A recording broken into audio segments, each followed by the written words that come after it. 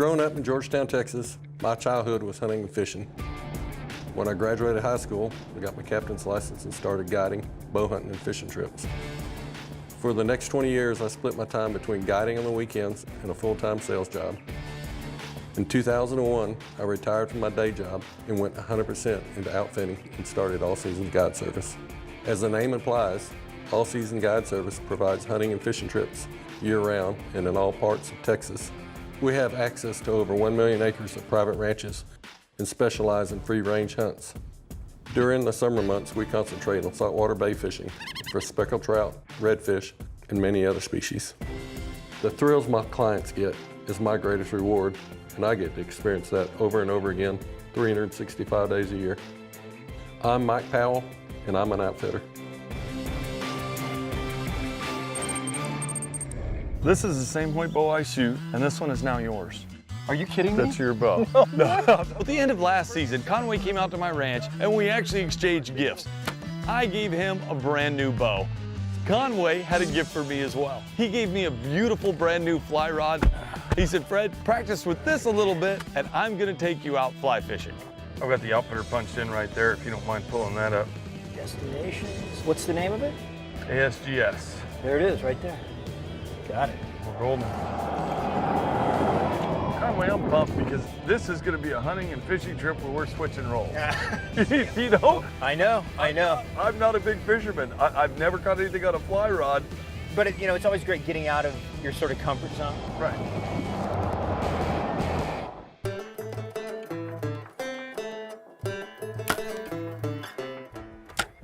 Nice shot, man. Wow, look at that. Cool. So I take it you've been practicing a little bit. A little bit, man. All right, so here's me. I'm about, I don't know, 1.5 to 2 inches off the center, and you are dead nuts. Nice job, man. I think you're ready. Oh! Yeah, my plan with Conway, we're gonna get out and do some stalking in the morning. Work down to Sendera into the wind. There's a lot of different things out there gonna reach out and grab you. We need to work our way down a brush line, be real stealthy, and just get familiar with the country. See no peaks. I love showing new people the first experience of a hunt. I mean, he'd never shot at an animal, so it was gonna be a cool challenge. We got out there really early, and we spotted some. And the pigs were... Get down there, I guess. Take a look.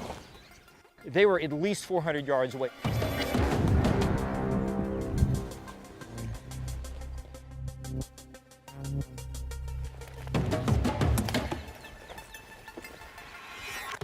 Mike glassed them, and he goes, there they are, let's go for it. We worked our way up to those pigs. We got within 40 yards. Just let them get their heads down. I think the only way we're gonna do is get on that side of them. It was moving slowly. If they just wander down that road like that, would be in good shape. Tucking behind cactus and things like that along these open corridors. Start trying to slide across the road.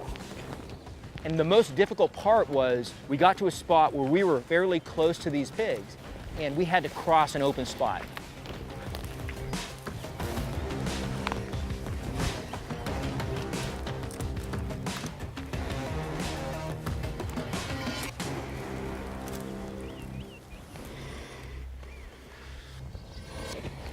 It's always the one you don't see that gets you.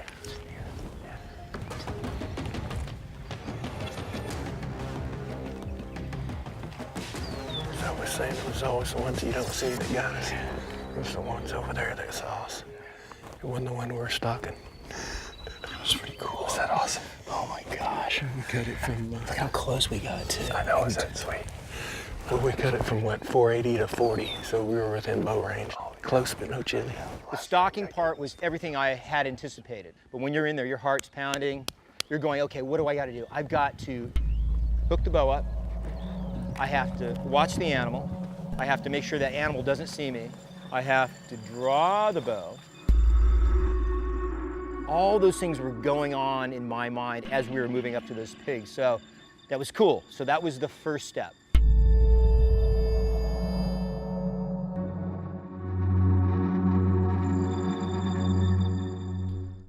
The Outfitters is brought to you by America's best-selling truck for 40 straight years, Ford F-Series, built Ford tough.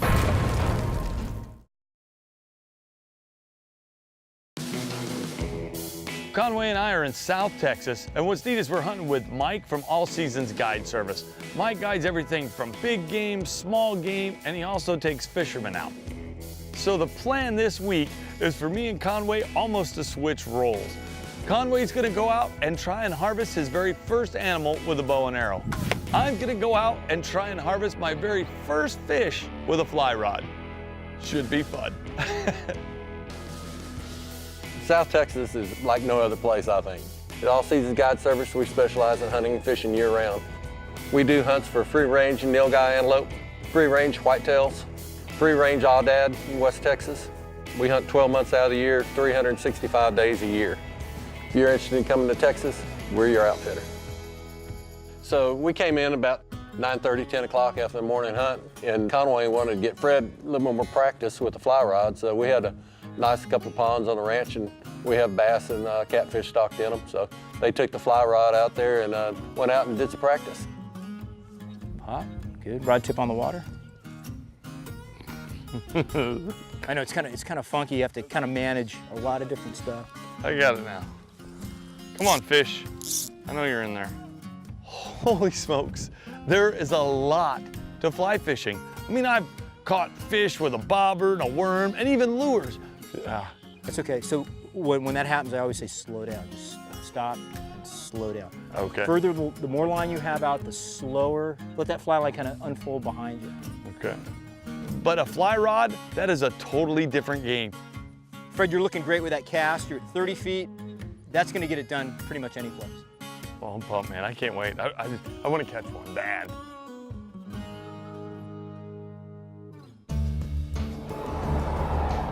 Mike, what's the plan for this afternoon? Well, we're gonna head down to Hebronville. A friend of mine has a property down there, got loads of javelina, and I think we'll have a great opportunity this afternoon to close the distance on a heavy. So what's the difference between the way a javelina acts and a hog or a pig? Real similar. I would say a javelina has a little bit less better eyesight. Javelinas are indigenous to southern regions of the United States, so they're not say rare, but not a lot of people have an opportunity to hunt them. Man, we got to Hebronville and we probably drove around for an hour and a half before we saw any animals. And as it got closer in the evening, the sun started getting lower, the temperatures dropped, and it really got cool. So that's when the javelinas started coming out. I understood the stalking game at that point to some degree because we'd done it earlier. We had a couple things working against us though. You know, the wind was kind of pushing our scent into these animals, and that's what Fred was saying. He goes, you know, it's not like the perfect scenario, but let's give it a shot. But Mike was great. He guided us right along this margin, right to get close to these javelina, pretty much keeping us out of the wind, and it was game time. Just kind of crawl right up there. You're gonna be, I'll range you one more time. But I would just get right up here to this bush. The bush is coming. Yeah. Listening. I'm gonna range you one more time when you get there. You know, I can see Conway's excited, and it's almost like he's never held the bow very much, so he's not sure where to put it. He's not standing up shooting at a target. We've got him kneeling on the ground. We've got him peeking around cactus bushes. He's totally not only out of his element, but now he's holding a bow and has his body in a position that he's not used to. But I need to stay in this position, right? If I stand up, I'm gonna spook him, right? Yep. And as we got closer, I hear Fred behind me go, 26 yards. So Mike was great. He had us working down this margin towards these javelina, and we saw some javelina, then all of a sudden the javelina started filling in. There was a handful, and then there were a bunch of little ones. There were a couple of big ones. Just wait till one comes clear. I mean, this is the moment of truth for me. Wait, now.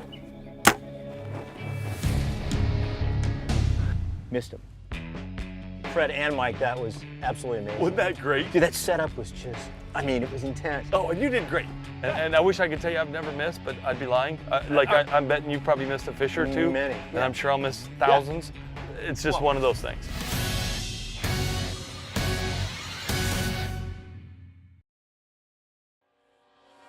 This is literally the first time that Conway's ever been bow hunting. Now. Conway tries to make the shot, and I think the nerves just got to him.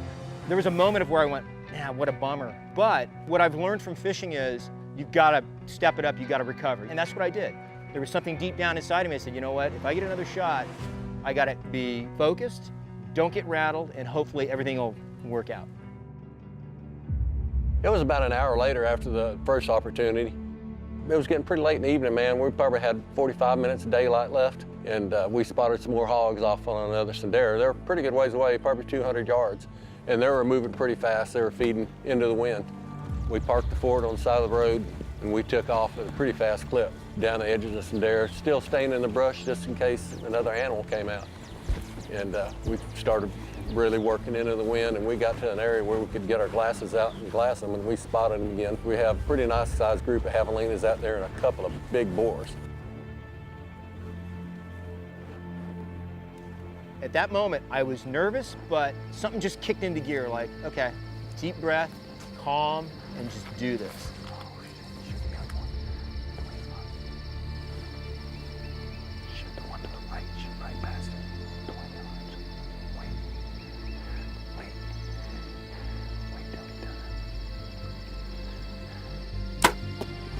Good shot.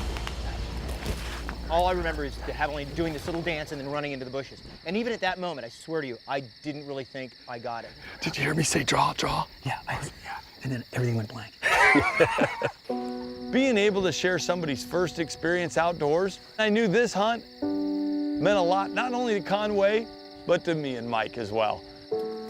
Pretty tough neighborhood in here. Real tough neighborhood. Oh yeah. Check that out. If you throw a number 2 pencil at the brush in South Texas, it'll bounce back at you. I mean, it's almost impenetrable. So man, we started crawling through that brush, and probably 10 yards in, I found the first blood. Look at that, perfect shot. It's where your broadhead hit, and look at the size. Look at the size of the teeth on him. Can you see those teeth? Look at how big. See, he's broken off. That's a big javelina, man. Look at that. Yeah, that's a big boar. That's awesome, man. Every time a hunter is successful, I get more thrill out of it than they do. They just don't realize it. Wow. As an outfitter, that's what I live for. After our javelina hunt that night, we went home and regrouped, and we started making plans for our trip to Port Connor next morning. Thanks, sir. Yeah, man. Sorry, this is so big, I got half of Conway stuff.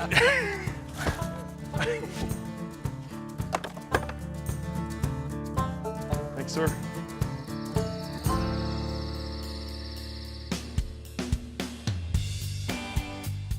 Now, Mike, all seasons guide service kind of makes sense why you named it that, because I know you guys guide big game, small game. You know, you take fishermen out. Does it take a lot of people to run your outfit? You know, it starts off in the fall. I'll have 6 to 8 guys helping me. We're doing all kinds of stuff. We're doing dove hunts and deer hunts, and that's when it really gets rolling. Well, I'm excited to fish too. I mean, don't get me wrong, it was awesome watching Conway take a beautiful javelina, but I've never ever caught a fish on a fly rod, so I'm pretty stoked to try that. Most people do it in fresh water. He's gonna do it in salt. Sorry, Fred. But he's gonna do it. I know he is. Yeah, I think in the morning we'll start off with conventional tackles, throwing artificials, and then as the sun gets up, where we can see some fish in the flats, we'll get out there and get the fly rod out. Sounds awesome.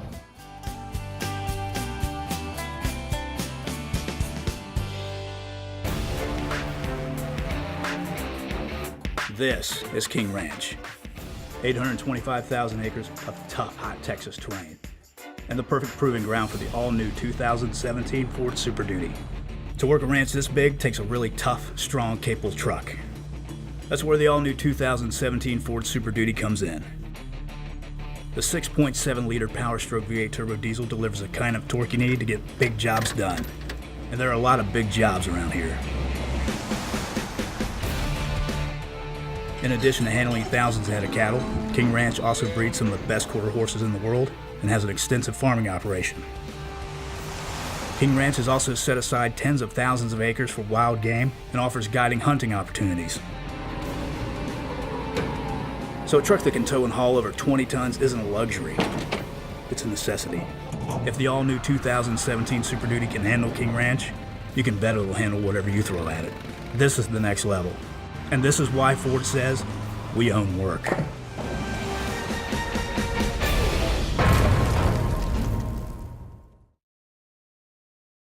Ford F-Series has been America's go-to truck for 40 years. Now's your chance to join one of the great hunting or fishing outfitters that you see here and win a new F-Series truck. Just visit thefordoutfitters.com and enter to win the Ford Go-To Sweepstakes.